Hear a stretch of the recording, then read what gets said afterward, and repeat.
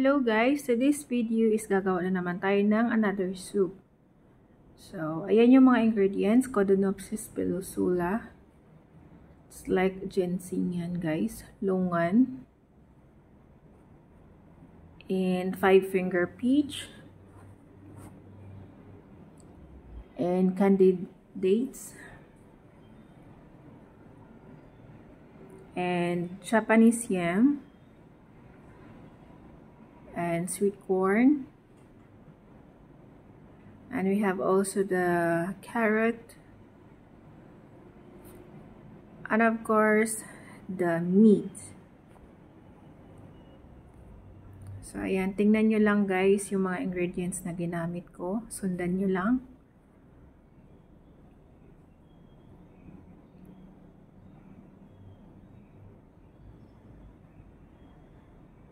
Madali lang sundan pag may kompleto yung ingredients niyo.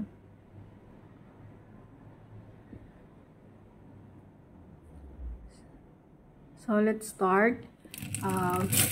We need to wash first the 5-finger peach, and we need to soak it for 15 minutes. Kasi ano siya guys, yung para siyang kahoy, matigas. Kailangan lang siya i-soak for 15 minutes. Kailangan siya hugasan ng maayos kasi we don't know.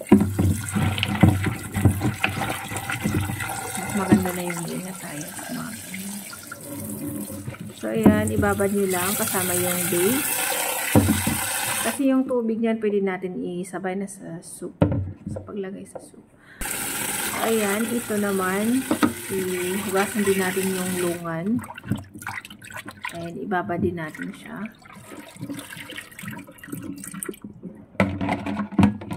Lungan is like ano siya guys. Hindi ko maalala. Basta kind of fruit siya. Hindi ko ano sa English kung ano yung lungan. Search nyo lang guys. Lungan is yun yung English niya yun. Pero hindi ko alam kung ano sa atin yan.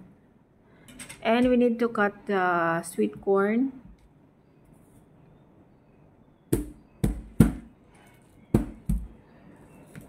Pwede rin naman, no need to cut. But this one, I just need to cut. So, easy to eat. Para madali siyang kainin, kumbaga. Para hindi mahirapan yung maghahawak nung nung sweet corn. So guys, before you start cooking, you need to prepare first all the ingredients before you start to cook. So ganyan lang, and then we have our carrot. So you need to peel off the skin, and you have to cut it.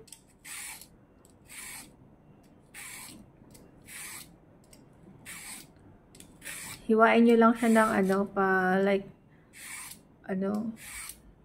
hindi siya naman siya circle. Kayo na lang bahala. Any na cutting. So, ganyan lang.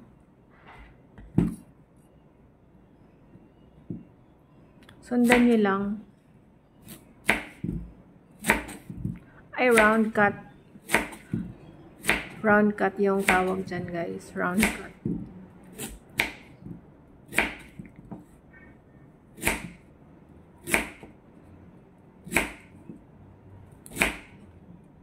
This one is a Chinese soup. Chinese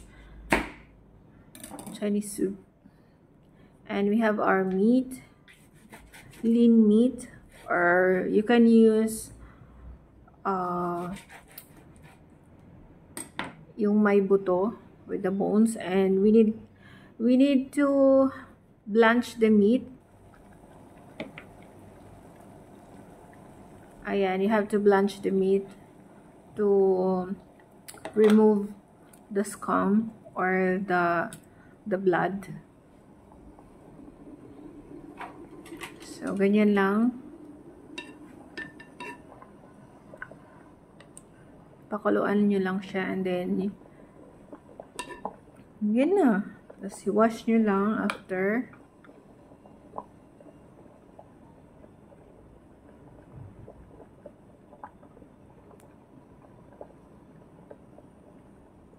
Saglit lang to guys, mga hindi na siya abot ng 5 minutes to blanch the meat.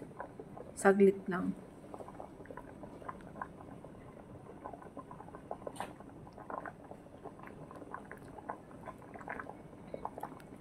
Kaya lang siya binablanch gawa sa kailangan natin tanggalin yung blood niya. So ganyan lang. Then you need to wash the meat.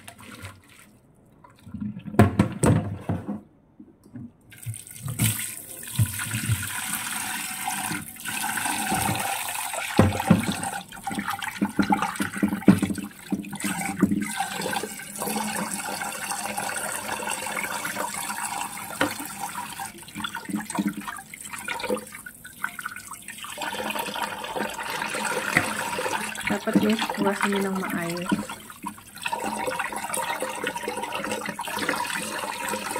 And then, you prepare the pot. This pot is 3 liters. So, 3 litro ang pwede kasi dyan.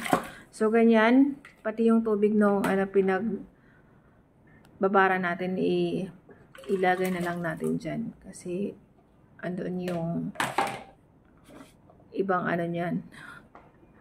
Lasa.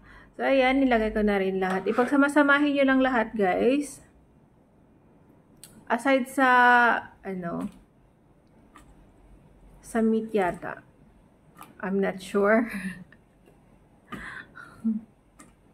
So, ganyan lang. Pagsama-samahin nyo lang lahat. And then, you need to add the water.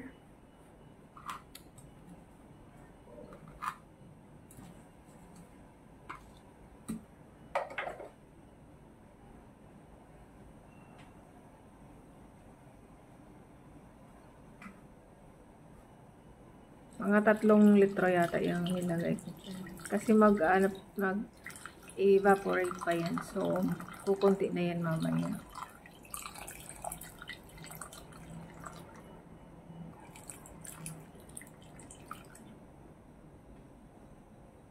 And, pwede na natin siya isalang.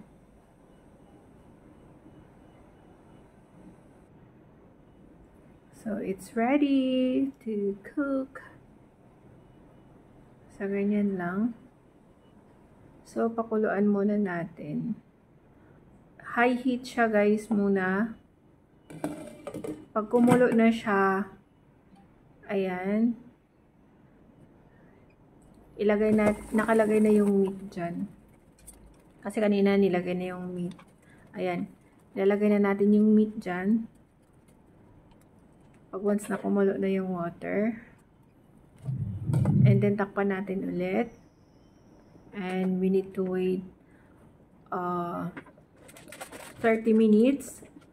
And then after 30 minutes, hinaan natin yung apoy, slow, medium heat, or medium fire.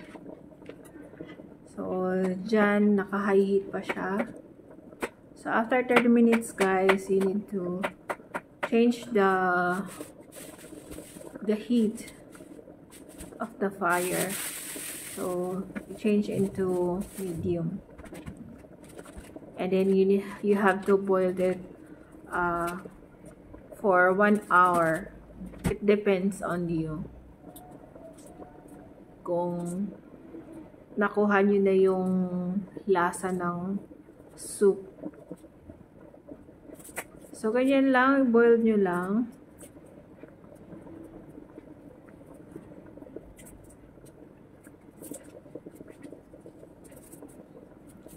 I think this every week we make soup, Chinese soup. It likes para siyang gamot guys for for coughing, for for runny nose. If you have runny nose and coughing, yung may ubo kayo, may sipon, ito yung mga soup na pinapagawa sa akin.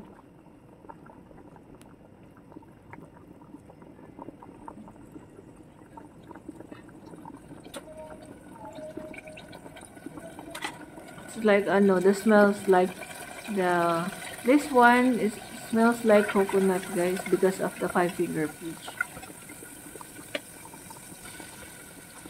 But it's good. Ang lang natin dito sa Pilipinas, wala yung mga ganitong ingredients. Yun yung mahirap.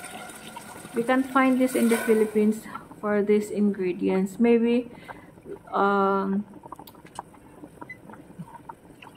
there's a Chinese, what you call this one? There's a Chinese shop for those dried ingredients. Kasi kung madali lang pag yung sa yung sa mga fresh, pero pag sa dried ingredients, yun nga, ang lang, ang Chinese lang yung grabe talaga yung nila. So ayan na. Ganyan na yung itsura niya.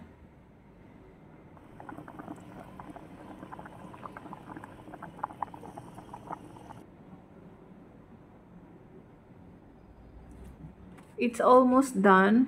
So, ayan na. So, na tayo kay amo. Magbibigay na tayo para sa kanya. Kasi na may siya, may ubo, sipon. Kaya siya nagpagawa nito. Ayan guys, sundan nyo lang. And thank you so much guys for watching. And God bless everyone. So, ayan. Ready to serve na yung soup natin. So, bye guys!